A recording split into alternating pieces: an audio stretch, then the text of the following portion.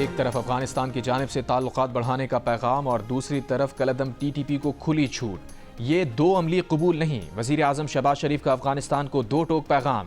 کابینہ کے اجلاس سے خطاب میں کہا، افغان سرزمین سے طالبان کے حملوں میں پاکستان کے معصوم شہری شہید ہو رہے ہیں۔ افغانستان کو بارہا کہہ چکے ہیں کہ کالعدم تنظیم کا افغانستان سے آپریٹ کرنا کسی صورت قبول نہیں کریں گے۔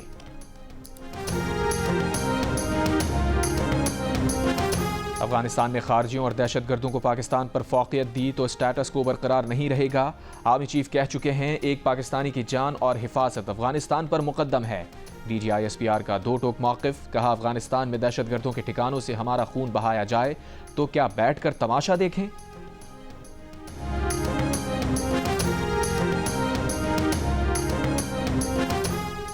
D G I S P R نے کہا، وقت آ گیا ہے کہ دہشت گردی پر مزید سیاست نہ کی جائے۔ سوال اٹھایا کہ 2021 میں جب خوارج کی کمر ٹوٹ گئی تھی تو کس کی ضد تھی کہ ان سے بات چیت کر کے انہیں آباد کیا جائے؟ کس نے انہیں طاقت دی؟ اس ضد کی قیمت پاکستان اور بالخصوص خیبر پختونخوا ادا کر رہا ہے۔ ایک شخص کی غلطی کی قیمت قوم اور سیکیورٹی فورسز نے اپنے خون سے ادا کی۔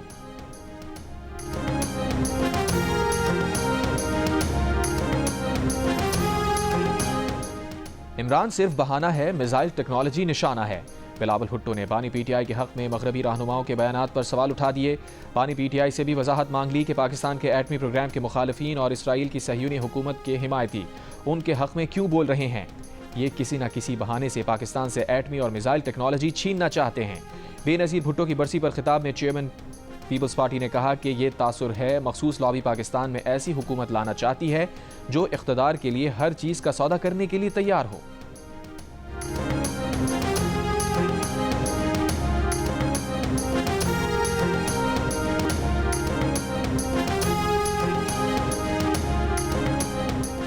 نو مئی کے منصوبہ ساز اور اصل گھناؤنے کرداروں کو کیفر کردار تک پہنچانے تک انصاف کا سلسلہ چلتا رہے گا۔ 9 مئی افواج پاکستان کا نہیں، عوام کا مقدمہ ہے۔ D G I S P R کا دو ٹوک موقف، کہا 9 مئی کے اصل ماسٹر مائنڈ وہی ہیں جنہوں نے زہریلا پروپیگنڈا کر کے نوجوانوں کو ریاستی اداروں کے خلاف کھڑا کیا۔ جنرل ریٹائرڈ فیض حمید کے 9 مئی میں کردار سے متعلق سوال پر کہا، کوئی بھی افسر ریاست پر سیاست کو مقدم رکھے گا تو اسے جواب دینا پڑے گا۔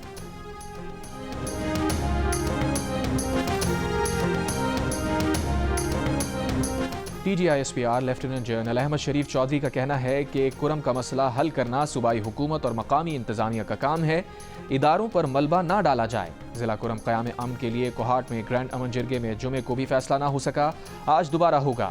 ابتر صورتحال کے خلاف پارا چنار میں مزید 5 مقامات پر دھرنے، کرم پریس کلب پر مرکزی احتجاجی دھرنا 8 روز سے جاری، ملک کے مختلف شہروں میں بھی دھرنے۔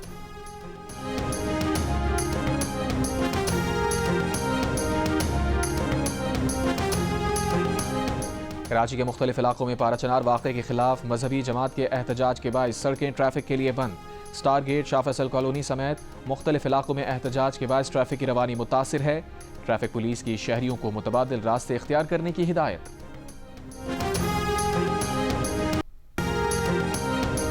وفاقی کابینہ نے دینی مدارس کے رجسٹریشن سے متعلق سوسائٹیز رجسٹریشن ترمیمی آرڈیننس کی منظوری دے دی۔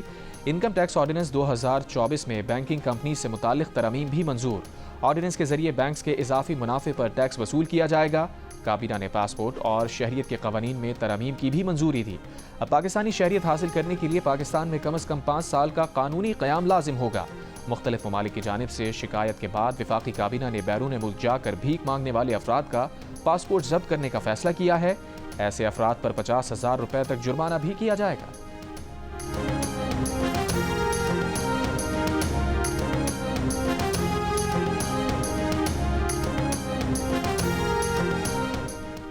مشیر وزیر اعظم رانا ثنا نے کہا ہے کہ پی ٹی آئی کے کچھ لوگ مذاکرات کے لیے اتنے ہی سنجیدہ ہیں جتنے ہم ہیں، مگر وہ یہ بات کھل کر نہیں کر سکتے کیونکہ انہیں اپنے سوشل میڈیا سے اتنی گالیاں پڑتی ہیں کہ وہ خود مشکل میں آ جاتے ہیں۔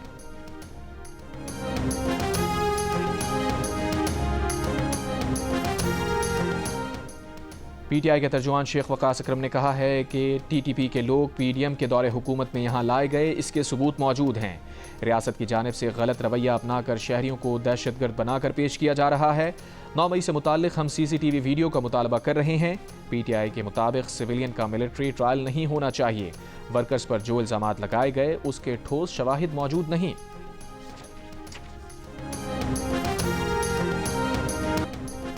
دنیا کی معروف آن لائن تعلیمی درسگاہ خان اکیڈمی کا پاکستان میں افتتاح کر دیا گیا۔ اقدام کا مقصد AI ٹیکنالوجی سے فائدہ اٹھاتے ہوئے لاکھوں اساتذہ اور طالب علموں کو اعلیٰ تعلیم فراہم کرنا ہے۔ خان اکیڈمی کے بانی سلمان خان نے کہا کہ ہم مل کر پاکستان کے نوجوانوں کی ناقابل یقین صلاحیتوں کو بروئے کار لا سکتے ہیں، سب کو ایک روشن مستقبل کی ترغیب دے سکتے ہیں۔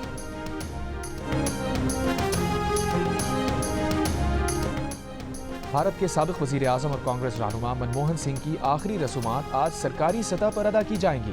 مودی حکومت کا 7 روزہ سوگ کا اعلان۔ 2 بار وزیر اعظم رہنے والے منموہن سنگھ کا گزشتہ رات دلی کے اسپتال میں انتقال ہوا تھا۔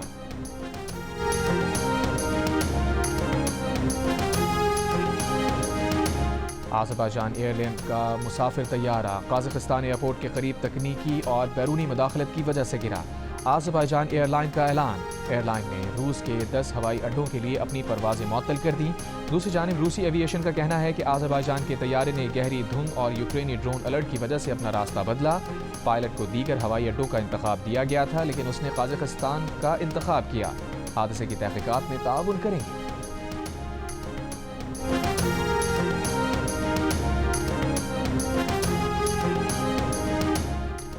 اسرائیل نے یمن سے حوثیوں کا داغا گیا میزائل امریکی اینٹی میزائل سسٹم سے مار گرایا۔ خبر ایجنسی کے مطابق اسرائیل نے بائیڈن انتظامیہ کے دیے جدید میزائل شکن سسٹم کو پہلی بار استعمال کیا۔ حوثیوں نے ہائپرسونک میزائل سے تل ابیب ایئرپورٹ کو نشانہ بنانے کا دعویٰ کیا تھا۔ یمن پر اسرائیلی حملے میں محفوظ رہنے والے عالمی ادارہ صحت کے سربراہ اردن پہنچ گئے۔ عالمی ادارہ صحت کے سربراہ ٹیڈروس گزشتہ روز اسرائیلی حملے کے وقت صنعا ایئرپورٹ پر موجود تھے۔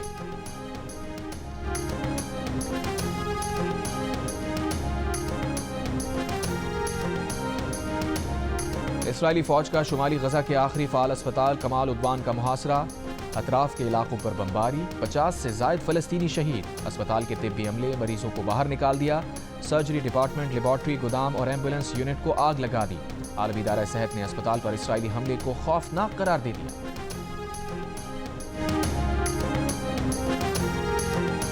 مسجد الحرام میں موسم سرما کی بارش، موسلادھار بارش میں زائرین معمول کے مطابق طواف میں مصروف رہے۔ اور ملکہ کوثر مری میں ایک مرتبہ پھر برف باری کا سلسلہ شروع ہو گیا۔ ویکنڈ پر سیاحوں کی غیر معمولی تعداد نے مری کا رخ کر لیا۔ لاہور میں بارش کے بعد سردی میں اضافہ، سیالکوٹ، گجرات، گجرانوالہ اور ظفربال سمیت پنجاب کے مختلف اضلاع میں بھی بارشوں کا سلسلہ جاری رہنے کی پیش گوئی۔ بلوچستان کے شمالی علاقوں میں شدید سردی، خیبر پختونخوا کے بیشتر اضلاع میں موسم سرد، پشاور میں خشک سردی، کراچی سمیت سندھ بھر میں موسم سرد۔